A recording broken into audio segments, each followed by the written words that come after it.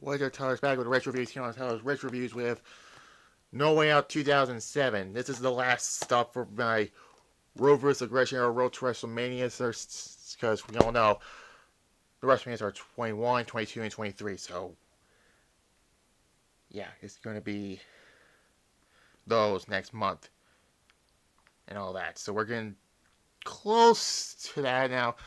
This is the last one we're going to do. Yeah, it's No Way Out 07.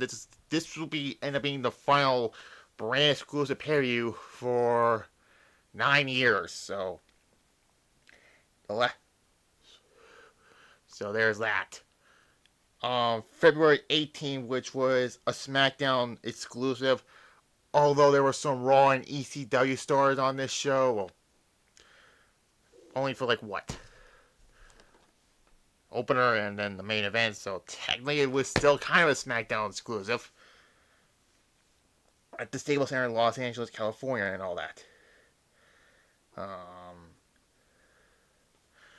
And all that, like I said.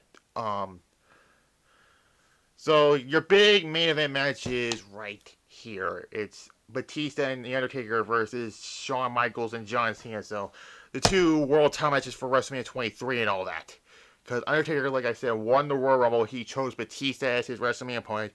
Shawn Micheals and John Cena, by the way, won the World Tag Titles like the night after the Royal Rumble, and then Shawn won a number of contenders matches to get a shot against Cena at WrestleMania and all that. So there's that. And literally, this is just a one-match show, really, and that's the main event.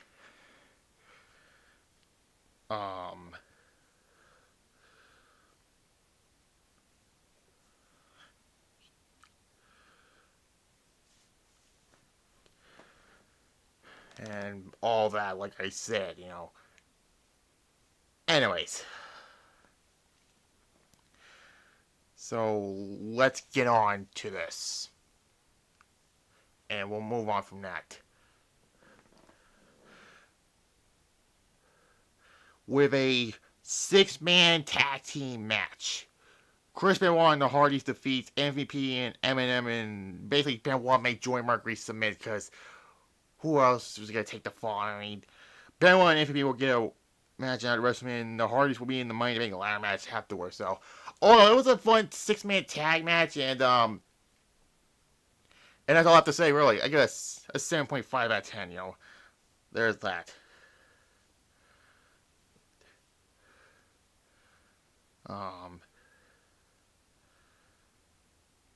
Anyways, so there's that piece of business right there.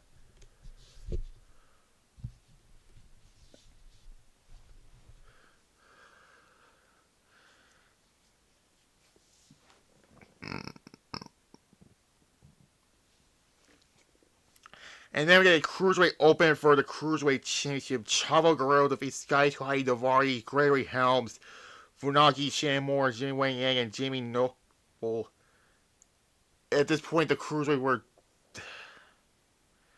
By 07, the Cruiserweights were basically at the end of it. And Chavo winning here was ending Gregory Helms' 1-year title run, which it started at the Royal Rumble the year prior, which... You obviously know about that one, and then it ends here. I know we have this right here, which, yeah, I mean, it was just mostly just being defended on house shows and Velocity and all that. But at this point, saying Velocity is no longer a thing. It's now ECW, and we all know about that whole disaster of a pay-per-view. We're going to be on his 20th anniversary of one of the most disastrous pay-per-views ever. You obviously know, I already mentioned it already. We're not going to talk about that one this year, so thank God for that. Yeah. It was a 6 out of 10 match. There's that.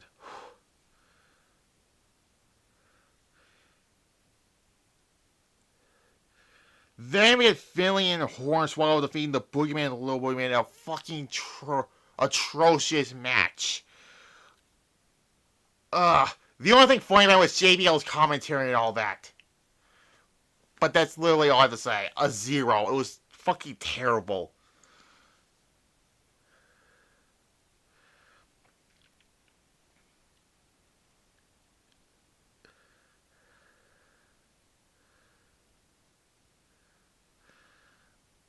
And yeah, fucking terrible this match was.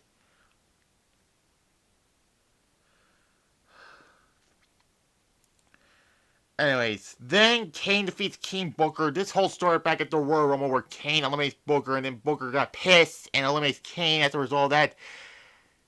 And this was fine, but that's all I have to say. It was just a fine match, but that's it, really. A 5 out of 10 I'll give it.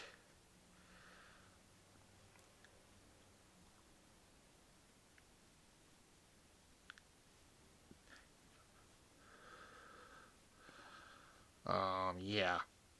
Then we get the tag team titles to Paul and Brank, who defeats Deuce and Domino. It was just a forgettable tag team match. Again, I give it a 5 out of 10 and all that.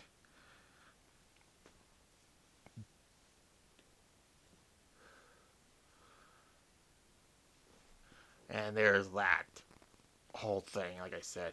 Then we get for the ECW Championship. Yeah, on a SmackDown pay-per-view. Mr. Kane defeats Bobby Lashley by disqualification. Because of a result of that, the title does not change hands. Yeah, the reason why Vince doesn't care about the brand is no longer extreme to him. It's just a brand.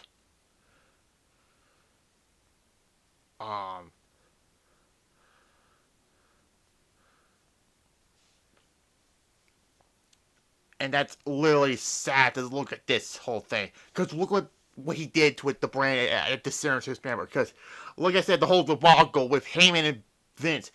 Heyman wanted Punk to win, but Vince always gets the last fucking laugh. He wants Bobby Lashley to win, and he always gets what he wants.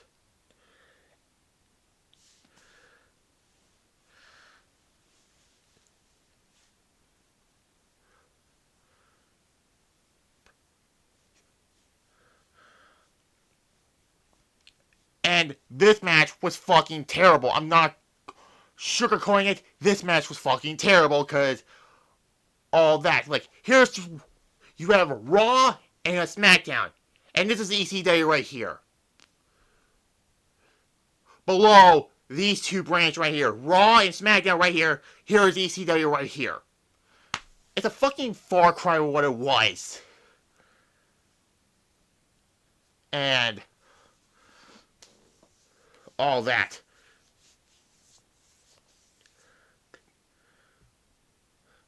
And it led to nothing afterwards, because Bobby Lashley was going to be in the Battle of the Billionaires at WrestleMania.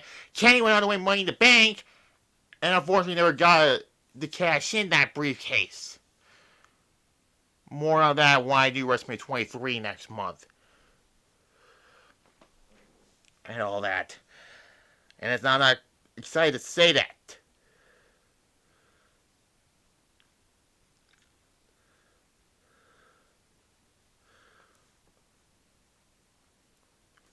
A 2 out of 10, bad.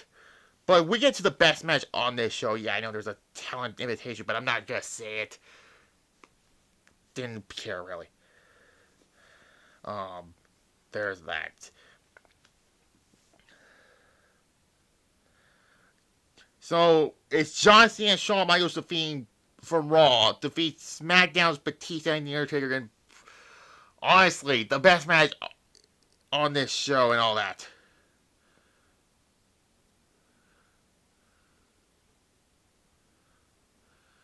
And again, like, Undertaker won the Rumble. He chose Batista as his WrestleMania opponent. Shawn was basically Plan B. And why I say that, because